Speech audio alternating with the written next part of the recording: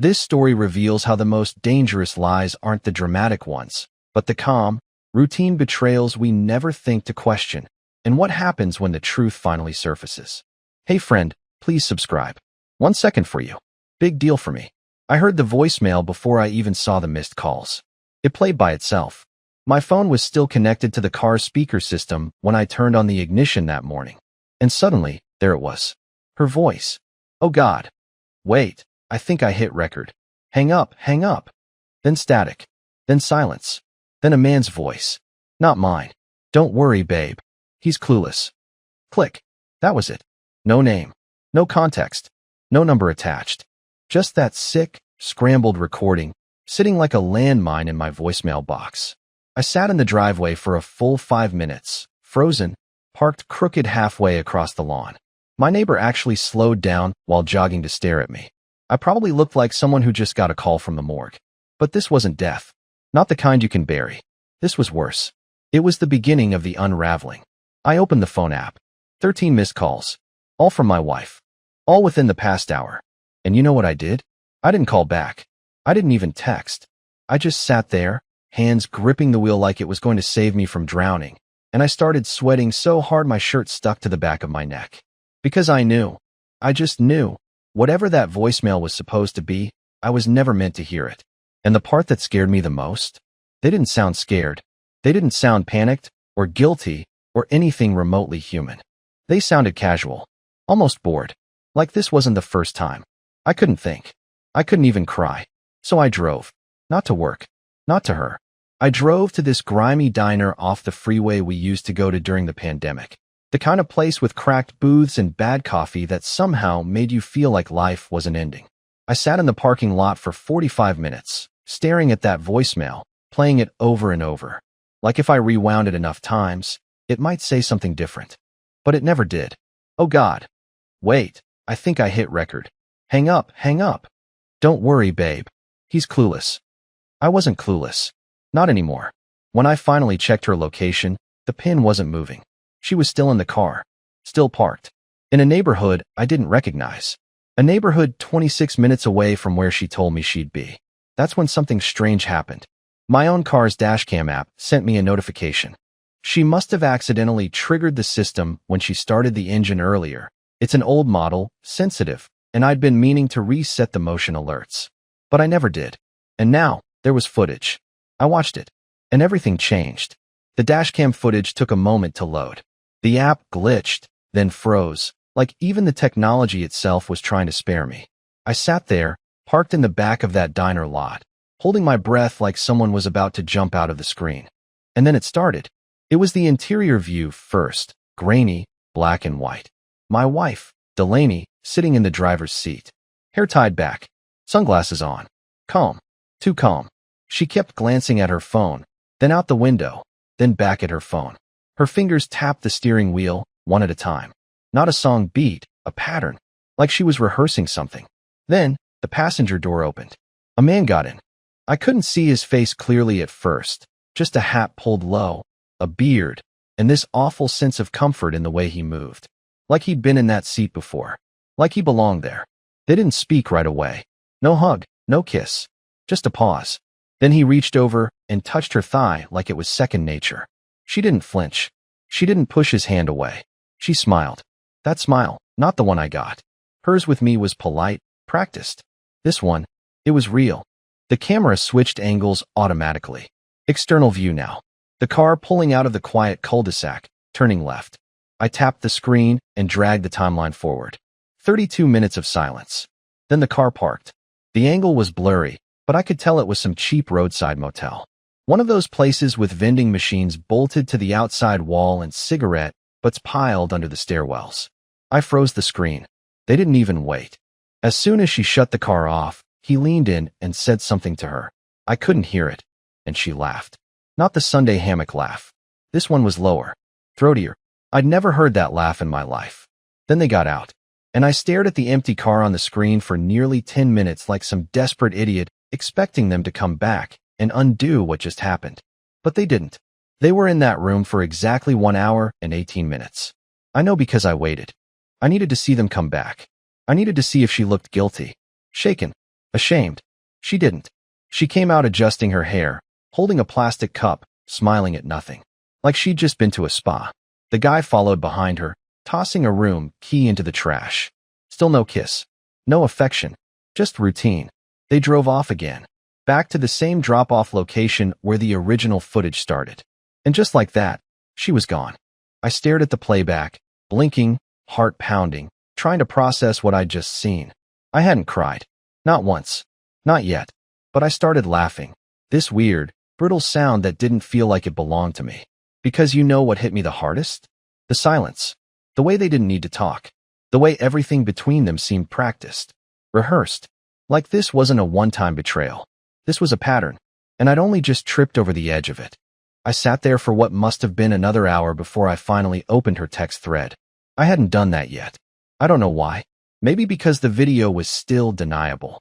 Maybe I needed more pain. So I opened it. And there he was. Saved under June.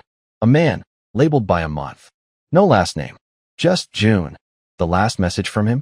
Car still smells like you. Made me keep the t-shirt. And my wife replied, don't forget to spray it with my perfume before you sleep. You know which one. I threw my phone across the dashboard. Not because of the cheating. Not because of the lies. But because I bought her that perfume.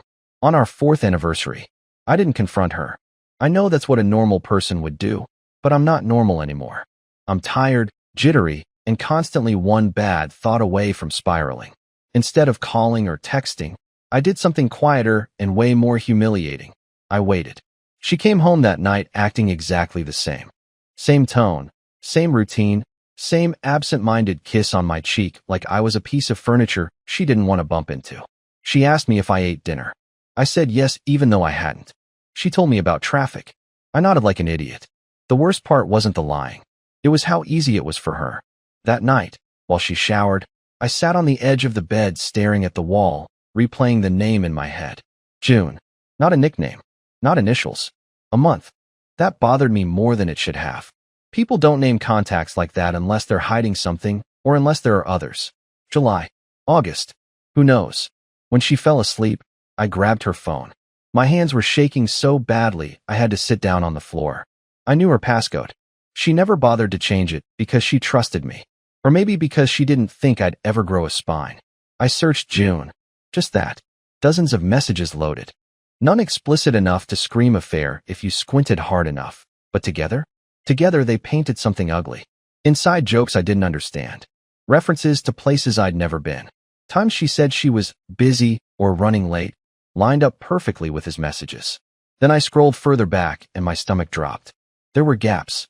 Big ones. Entire threads deleted. Not accidentally. Selectively. That's when I noticed something else. A shared note. Titled with a single letter. I opened it. It wasn't romantic. It wasn't emotional. It was logistical. Times. Addresses. Car notes. Even reminders like wipe console and don't forget Bluetooth. That one hit me hard. Too hard. Like she knew exactly how careless she'd been before. I locked the phone and put it back exactly where I found it. I didn't sleep at all. The next morning, she told me she'd be out late again. Didn't even look up when she said it. Just poured coffee and grabbed her keys. And I realized something terrifying. She wasn't scared of getting caught. She was comfortable. And I wasn't dealing with a mistake. I was living inside someone else's routine. The more I tried to act normal, the more everything around me started to feel fake. Her laugh at dinner sounded off, like it was pre-recorded. The way she folded the laundry, too perfect, like she was overcompensating. And every time she picked up her phone, I stared at her thumb, wondering if it was texting him under the table. I decided to do something small, something stupid. I searched for the motel, the one from the footage. I don't even know why. Maybe I thought I'd find some review with their names, or a clue. But instead, I found something else. They offer repeat guest discounts. You get a card stamped each visit. 10 stays and 1 free. It's printed on their website. That detail shouldn't have mattered. But it did. Because suddenly the idea of them being regulars made my chest feel like it was full of wet cement. She wasn't cheating on me. She was maintaining something.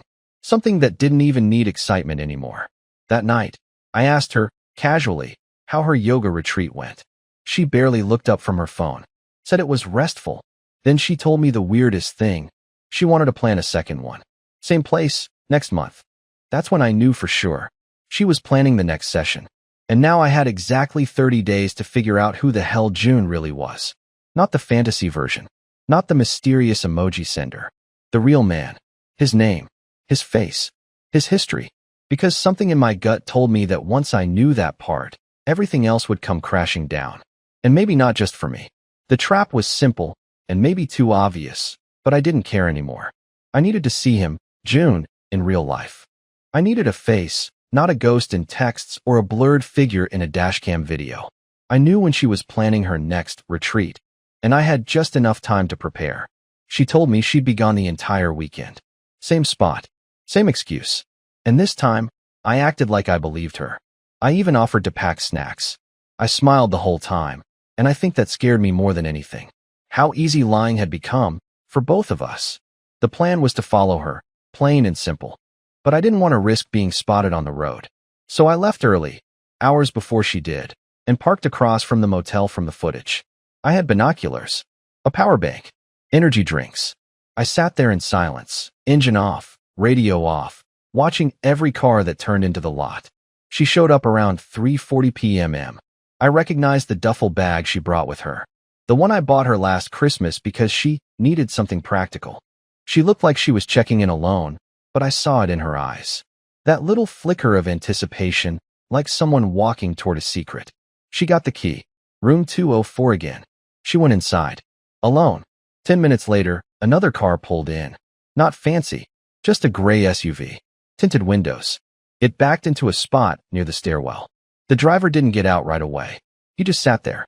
I focused the binoculars. I couldn't see his face clearly, just short dark hair and a sleeve tattoo on his left arm. It looked vaguely familiar, but I couldn't place it. Then he finally stepped out and walked to her door. He knocked twice. Not fast. Not slow. Just like he'd done it before. She opened it without hesitation, like she was waiting at the door the whole time. They disappeared inside, and I finally got out of the car. I didn't have a plan beyond getting out of the car. That's the part one keep coming back to when I replay it all in my head. I wasn't thinking clearly, wasn't even sure what I hoped to accomplish. But something in me couldn't just sit there anymore, watching like a coward while my marriage burned down behind a motel door. I crossed the street, heart racing, sweat in places sweat shouldn't be, hands shaking so badly I kept wiping them on my jeans. Room 204. I remembered the knock he used. 2 knocks, calm, spaced out.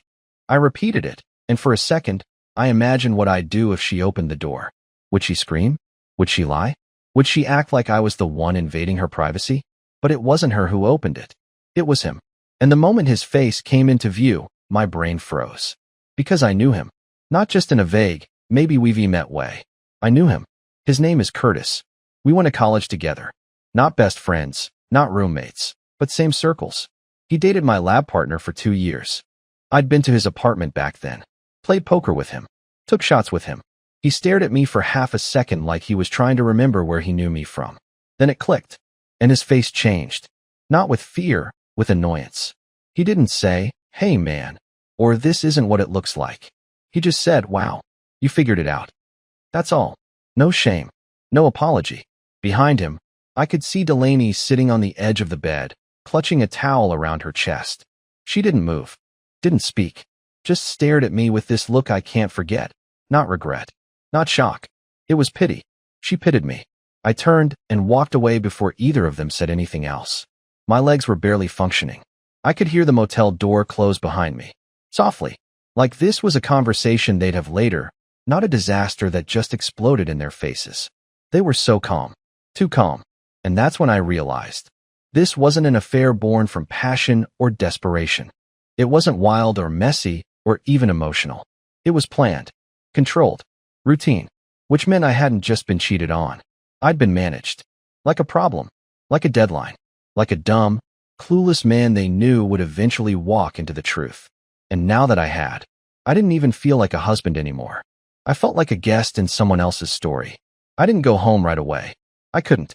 I drove in circles for over an hour with no music, no destination, just me and the roar of the tires. At one point, I ended up in a gas station parking lot 3 towns over, sitting in a car that suddenly felt like a stranger's. Everything around me was normal, teenagers pumping gas, a guy with a hot dog talking on speakerphone. And yet I was sitting there realizing that my entire life had been cut open and gutted in a roadside motel by two people who barely had the decency to fake regret. Curtis. The name kept echoing in my skull. How many years had passed since I'd seen him? 10. Maybe more. I remembered him being loud, cocky, someone who always managed to snake his way into places he didn't belong. Back then, I never would have thought twice about him.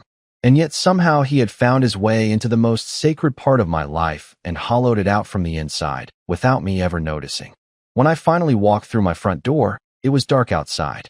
I expected the house to feel different, colder maybe, haunted by betrayal. But it didn't. That was the worst part. Everything looked exactly the same. The shoes by the door, the half-burned candle on the kitchen counter, the crooked photo of us from 3 years ago, still hanging above the thermostat, her arm around me, my stupid smile, both of us pretending to be people we weren't anymore. Delaney got back the next day like nothing happened. She unpacked, threw her clothes in the laundry basket, and casually asked if I wanted Thai for dinner. I told her sure, whatever. I don't think she noticed that I hadn't slept, that I hadn't even showered. Or maybe she did, and she just didn't care anymore. Later that night, when we sat down to eat, I finally spoke. I saw him, I said. She didn't flinch, didn't ask who. She just put her fork down gently and looked at me like I was a lost child who'd finally wandered home after getting stuck in the woods. I figured you would, she replied. That was it. No panic. No fake crying. No explanations. Just a quiet, calm acceptance that I had joined the rest of them, the people who knew. The curtain had been pulled back. The show was over. I asked her how long. She shrugged. About 6 months. Maybe more. Maybe more. As if time didn't matter when it came to dismantling a marriage. Then she said something that made my skin crawl. It wasn't about love, or even sex. It was just easier with him. Less pressure. I stared at her, trying to process that. Less pressure. Was I pressure? Had loving me become a task on a to-do list she never wanted to check off again? She kept eating. Calm. Quiet. Collected. And that's when I understood something terrifying. She wasn't ashamed. She didn't think she'd done anything wrong. To her, this was just the next stage of our marriage. Not an end. A shift. Like rearranging furniture. So I didn't scream. I didn't cry. I just sat there, watching her eat noodles, listening to the sound of her chewing while my heart cracked in slow motion. And somewhere in that silence, I made a decision. I wasn't going to beg. I wasn't going to fight. I was going to disappear, piece by piece, and make her watch. The next morning, I woke up before her. It was still dark out, and the house felt heavier than usual, like it was holding its breath, waiting for me to do something stupid. But I didn't feel angry. Not anymore. I felt strangely calm. Not the kind of calm that comes from peace, but the kind you feel when there's absolutely nothing left to lose. I sat on the couch for a while, staring at the walls, the furniture, the little pieces of a life we built together. Everything in that house had our fingerprints on it. The mugs we picked out on a rainy Saturday. The blanket she insisted we buy even though it cost too much. That stupid, flickering lamp in the corner we both said we'd fix and never did. It was all soaked in memories, and none of it felt like mine anymore. By the time she came downstairs, I'd already packed a bag. Just one. Not everything. Just what mattered. She walked into the kitchen, still in pajamas, rubbing her eyes. She noticed the suitcase by the door. For a second, she froze, like she wasn't sure if it was real. You're leaving? She asked. I nodded. No dramatic speech. No last-minute guilt trip. I think you already left, I said. You just forgot to take your body with you. She didn't cry. I think she wanted to, or thought she should. But there were no tears. Just silence. I'm not mad, I added, grabbing the handle of my bag. But I'm not staying here and pretending this isn't broken. I want more than this. I deserve more. It wasn't revenge. It wasn't some dramatic punishment. It was just me choosing myself, probably for the first time in years. I stayed at a friend's place for a while. Got some space. Started running again. Signed up for a woodworking class. I don't even know why. I'm awful at it. But it felt good to build something with my hands. Something real. Something that didn't lie. A few months passed. The divorce went through quietly. No fighting, no courtroom drama. She didn't ask for anything. Maybe because she knew she already took enough. And then something unexpected happened. I started smiling again. Not right away, but slowly. At first, it was forced, The kind of smile you use to convince your mom you're fine. But then I met people. New people. People who didn't know me as the guy who got cheated on, or the guy who didn't see it coming. Just me. I went out more. I took a weekend trip by myself and didn't tell anyone where I was going. I drank coffee by a lake, watched the sun rise, and realized I didn't miss her laugh anymore. I didn't miss the lies. I didn't miss the version of myself that accepted scraps and called it love. Eventually, I met someone. Not in a movie-style way. No dramatic spark. No instant fireworks. Just a kind, curious person who liked the way I talked about